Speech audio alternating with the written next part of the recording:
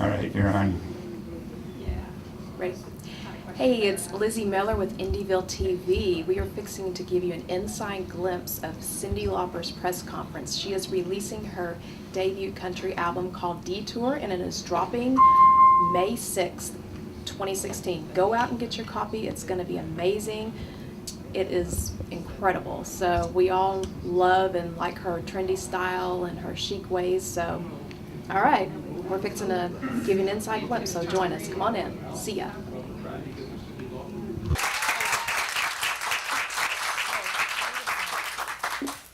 Hey, oh my gosh. Thank you so much for showing up. Thank you. It's very beautiful too. Thank you. Well, thanks for welcoming me to your lovely facility, to your town. I've been here many times before. I did a lot of the Sisters of Avalon record over in Hendersonville. I drove down your highways to study with David Schnaufer, who was a professor at Vanderbilt, Dulcimer. I think it's such an, I mean, it's about time I actually made a country record. I've done dance stuff here and, some kind of Appalachian stuff, with David Schnaufer.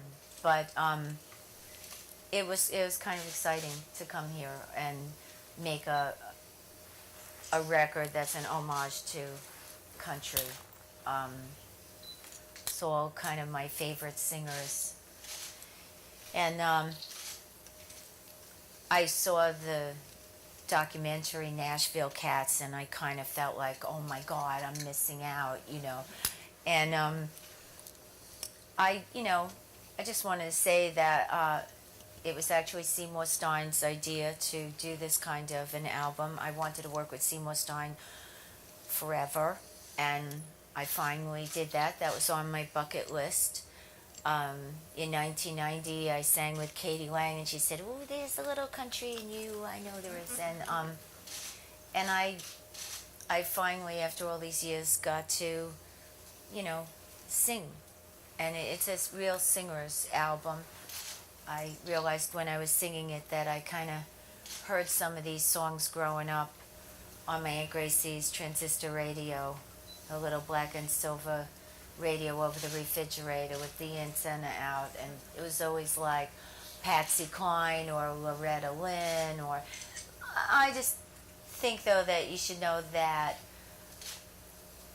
when I was growing up, Patsy Cline and Loretta Lynn, although they're country stars, obviously, as a kid, they were just stars. And as a kid, they played everything on AM radio. Sorry to say that, some of you guys weren't even a twinkle at that point, but we used to listen to everything all together, not in a little compartment. So for me, Patsy Cline was a glamorous, almost like a movie star, and Loretta Lynn was glamorous, and she had she would wear a hat sometimes, and it was very, she was a TV star.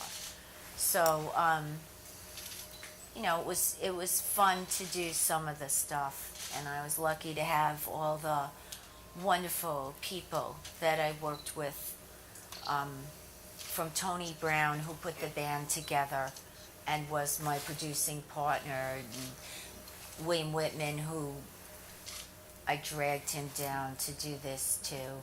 The poor bastard. I dragged him a lot of places. Since 1983, I've been pushing him into all kinds of things, but he always makes the music sound so alive. And the band that played with me, and of course the wonderful guests like Vince Gill, who, you gotta hate him. He's kind of perfect, No, he's the sweetest fellow, and he actually is a shredder on guitar. Not many people realize what an extraordinary guitar player he is. And he has a voice like butter, and he writes, and and he has a great vibe. And I had asked him to come in and helped me lay down the track for Detour because they knew we would have that cowboy swing thing. Um, and actually, when he played the solo, it sounded like Christmas. And maybe that's because, my mother always bought that style of Christmas record, or when I was a kid, that was very popular. I don't know, but it was also his vibe. And he made that track come alive. And between him doing Detour, and then we did You're the Reason Our Kids Are Ugly, which when I was growing up, everything, country music was funny. It was funny, it was soulful, and there was a time when country music and soul and R&B walked hand in hand. Around the time before and after Elvis Presley kicked the doors in, and that's what so says Seymour Stein. So I went with that. But he's right. And that's why some of the songs I chose, like Misty Blue, which was a hit in 1962 with Wilma Burgess, and then 10 years later was a hit with Dorothy Moore, shows how close those two genres really are. So that's not really the long and short of it yet. I can make it much longer. Also, I had the pleasure of meeting Emmylou Harris way before I actually started the album. And I had come down here before and spoken with her. And, she actually cooked me dinner. I ate dinner at her house. I couldn't even believe it. I was trying to go gluten-free at that moment, but, she had this kind of African stew, had a little weed in there, but I didn't care because it was Emmylou Harris, and then, she made like a refrigerated cake. It was something like that. I wasn't going to say no. It was her. So I had a little piece, and, but I was fortunate enough to have her come and sing on Detour. I kind of knew that she was right for that and it would be fun.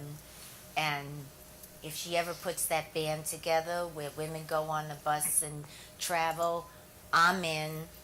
And that's how we started talking, except I want to film it. Because, right, wouldn't you want to see what goes on, right? Bunch of divas in a bus, come on. Right, so, anyway, so from that conversation, it kind of spilled into I was doing this record with Seymour, and then she came and sang on Detour. And then, of course, Willie Nelson, that was a trip. But amazing, amazing. This is a man that wrote 300 songs, Of course, Loretta Lynn, she wrote a lot of songs in her lifetime, too. And I just felt, I waited for him in the front because, I was welcoming everyone that came and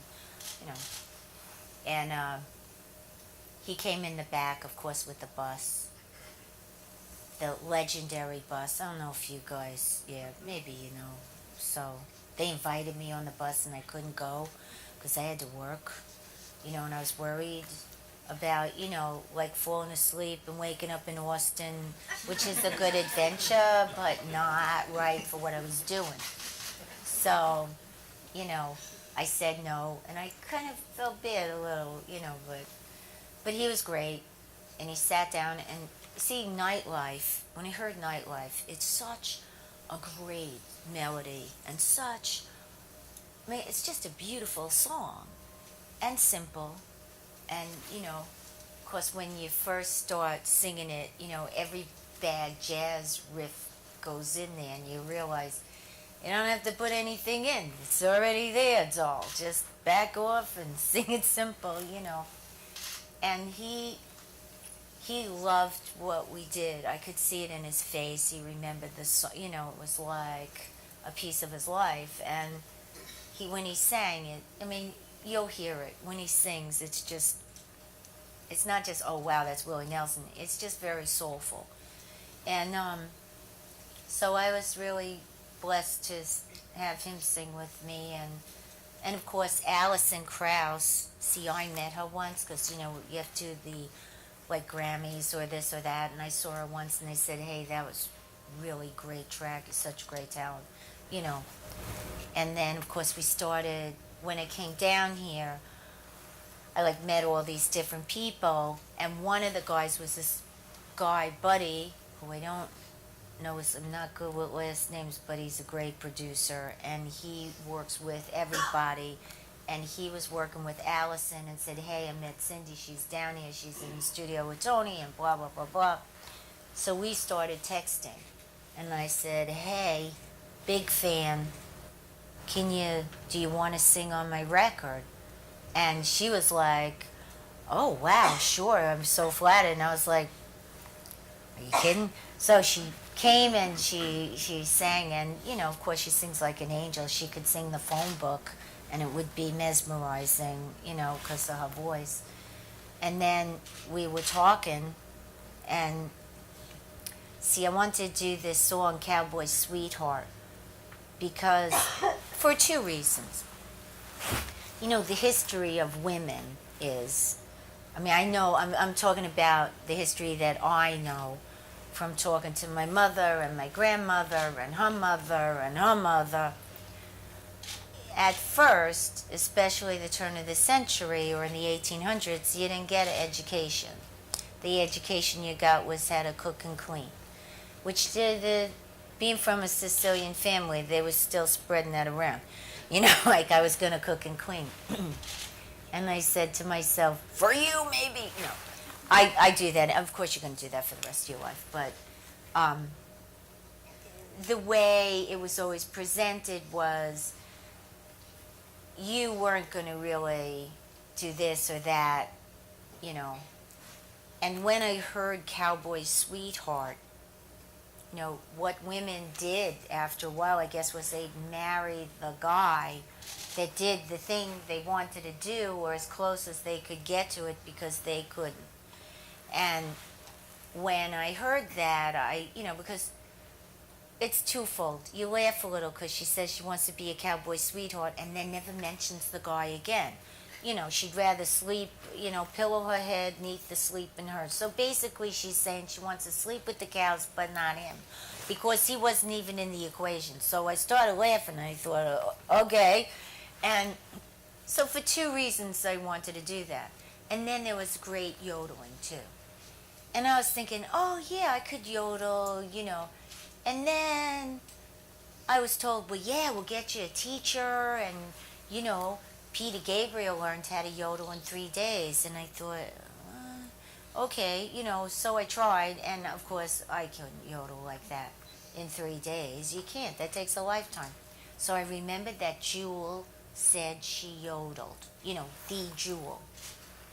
So I asked Allison if she might know Jewel.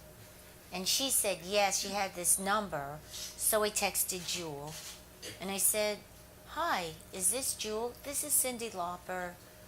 Big fan. You know, if this isn't Jewel, well, then just chalk it up as another crazy text. You know, and then she texted back and said, yes, this is Jewel. And, you know, and I said, do you still yodel? And she said, well, yes, and that's an unusual question, but okay. And I said, well, I'm doing this thing and blah, blah, blah. So she came down and yodeled. It's got to be one of my favorite parts of the whole album, just when I said, take it, Jewel, you know, and she starts yodeling like incredibly. Anyway, maybe that's the long and short of this record. I don't know. I wanted to do this. I wanted to do a project with Seymour Stein. I did. I've been coming down to Nashville for many, many years to make music, just not inside the city, and not the kind of, you know, record that I made. I was busy working on, you know, dance music, because there's a lot of other music that goes on in Nashville besides, you know, country. And I've always been a bit of an outsider, so when I did this, I didn't, you know, do this as, okay, now I'm going country, you know, because I'm from New York City and I have a French accent. It's not going to work, you know, here. But I was really, really pleased and blessed, I think, to work with everyone. The musicians on this album are great. You guys should cherish this music community that you have. There are not many places in our country that have a music community anymore, but this place is a music community, and it was kind of great to be part of it and work among you for the time that I did, and I had a great time, and I'm hoping to make some other music down here with a few friends, and I guess that is the long and short of it now, mostly the long. Any questions? Do you, after the album comes out, do you have dreams of playing the Grand Ole Opry?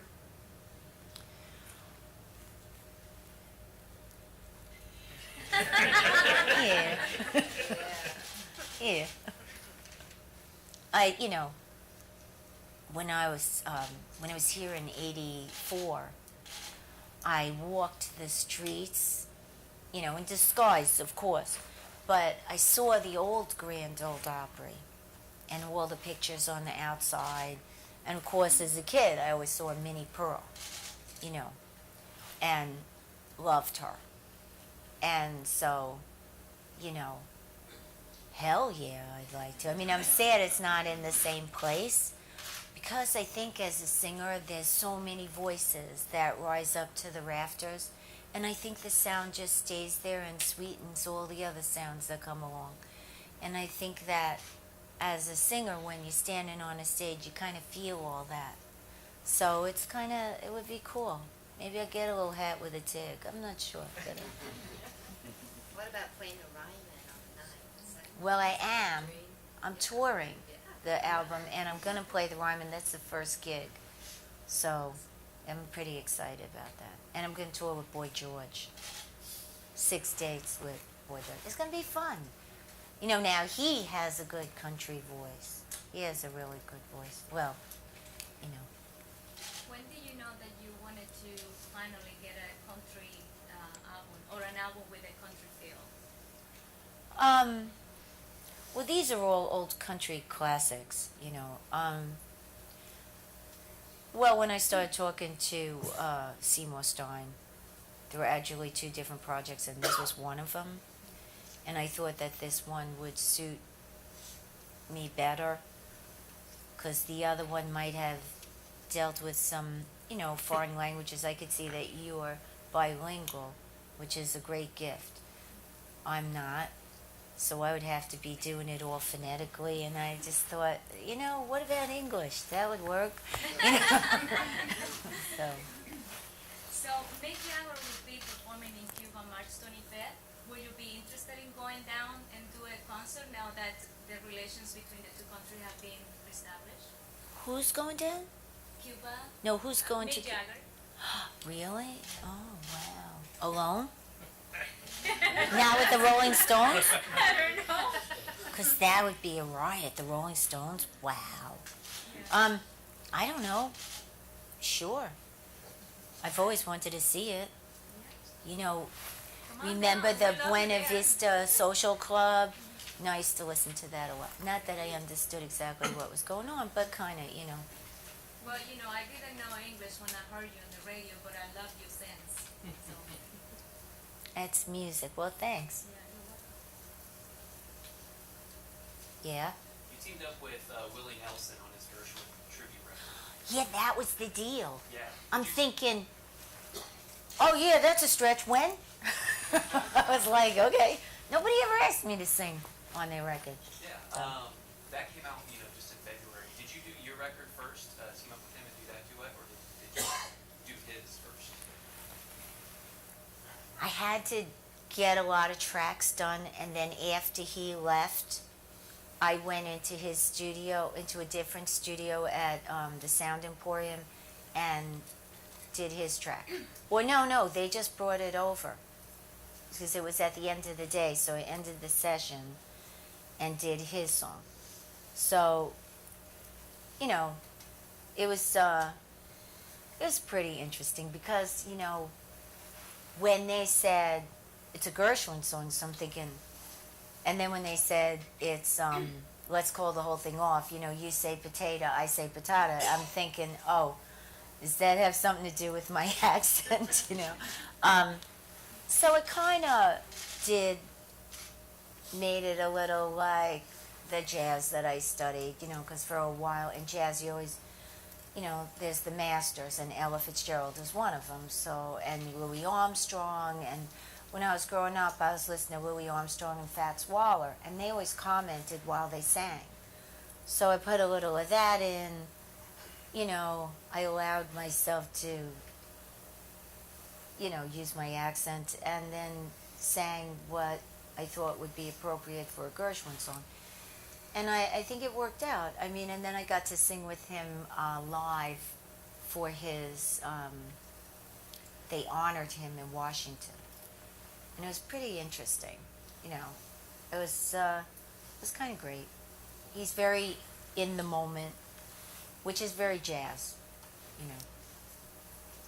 Is that the first time you performed with him? Was in Washington? That's great. Cyndi, being a master of reinvention, is there any fear or hesitation when going into like a new project? Because you could sing anything. So says you. I don't know. And Seymour said that, and I was like, well, it was just that I felt like I missed out on stuff. And, the whole job of becoming famous is it could take away from what you might want to do musically. And since 1989, after 1989, when I kind of went to hell in a handbag, I figured it didn't matter. And I could do what I love to do. And I could be myself. And I don't think that worrying about, you got to try. It's always sink or swim for me anyway. And I didn't know when I was singing with those guys, the first song, I stunk. I was awful, I thought. But I felt that because I couldn't connect with them, and I had to understand how I was going to connect with them. And, I worry every time. I never think I have qualifications. But then I think, well, if you were busy counting your qualifications, you would never try anything, So I keep trying. I've been fortunate that my fans, God bless them, I dragged those poor things with me through hill and dale, and they still follow, which is wonderful of them. And how you gonna know what you could do if you never try something new? That's how I'm thinking. Yeah, you might fall on your butt, but if you don't try, you don't know, and you won't grow. That's what I'm thinking. Does that answer your question? Yes, that was great. Okay. Cyndi, Yeah. right here in the back. You talked about performing with Boy George. Does that mean Boy George on the show is going to take some of the Vince parts on the music? I'm trying to talk him into that. I don't know if he's going for it. We're going to do a duet, but, I thought that would be pretty funny. But I have no idea what he's going to do. It has to speak to him. He might come up with some obscure thing, It'll be fine. I would love for him to do that, because that's very funny. But, gotta see. He's a funny guy. Okay. Speaking of collaborations, I know Steven Tyler's recently gone country. I think it would be amazing to see you two perform together. Do you think that's a possibility? I never thought of that, but everything's a possibility. Y'all got awesome hair. Y'all would just totally Oh, awesome hair. I know. Well, thank you. Yeah. And also, real quick, a friend of mine, he's a close friend of mine, is a producer. He said your song "Girls Just Want to Have Fun," that his godmother Ellie Greenwich. Sorry. She sang background. She wrote that part. Girls, they want to have fun. And she said to me, Sin, use your accent. I said, what accent? No, but, that's what in a stairwell we did it. That's amazing. She was actually, You know, I would talk to her occasionally when I had a second, but she was a lot of the reasons that I pushed to do stuff was because of her. And she told me her story. And I guess on the shoulders of the older artists, you grow.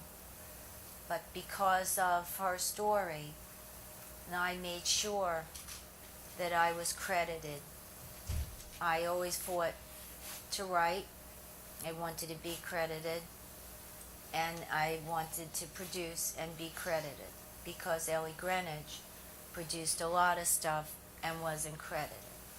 So she was really a very, very talented woman. We have time for one more question. Bev, did you have one? Yeah, I was going to ask you, Cyndi, about the album title, Detour. Did you come up with the song first, or the title first? How did you come up with that? No, I wanted to do Detour. But, you know, Seymour sent files and files and files, right? And then there were publishing companies that started to send cases of CDs over. You know, so I was like, you know, but I listened and I listened. And I really loved the idea of Detour. And I just loved the Patti Page version. And Detour came first, the song. And then, you know, I was thinking, oh my God, what are you going to call the album?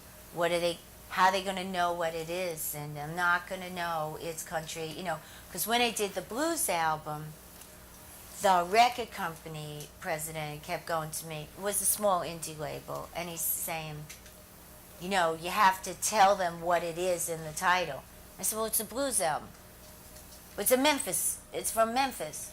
And I said, oh, how about Memphis Blues? So it's Memphis Blues, so people know.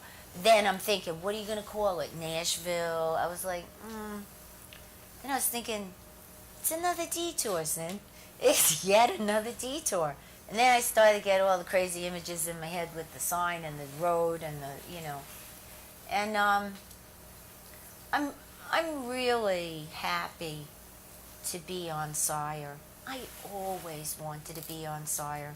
And maybe it's 20 years later, but better late than never, you know? So yeah, I thought a detour. It's another detour. And in life, there's many detours. But sometimes they're not bad to take. This was a good one. All right, well, thank you. Okay, that was the long and short, mostly the long, I'm sorry. Okay, anyway, thanks for coming. Thank you so much. That's it? Okay, got all dressed up for you, and now I'm leaving. Okay, I'll see you.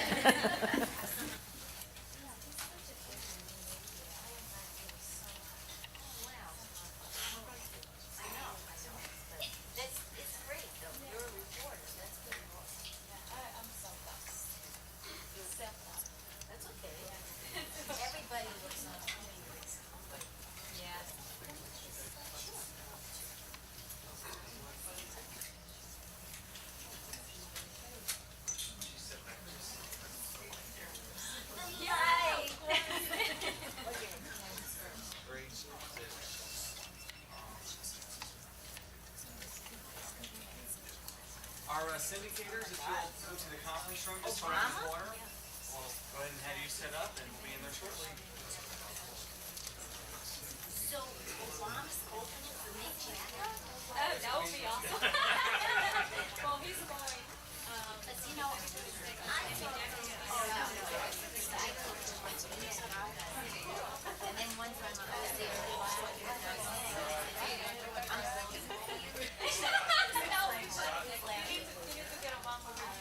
no, he's a great presence. Yeah, I know.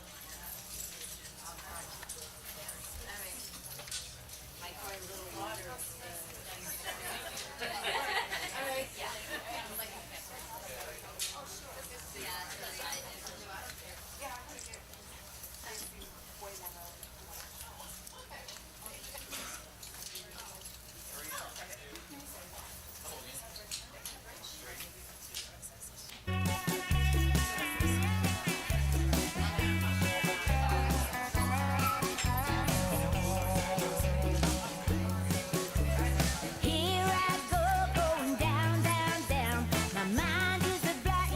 head is a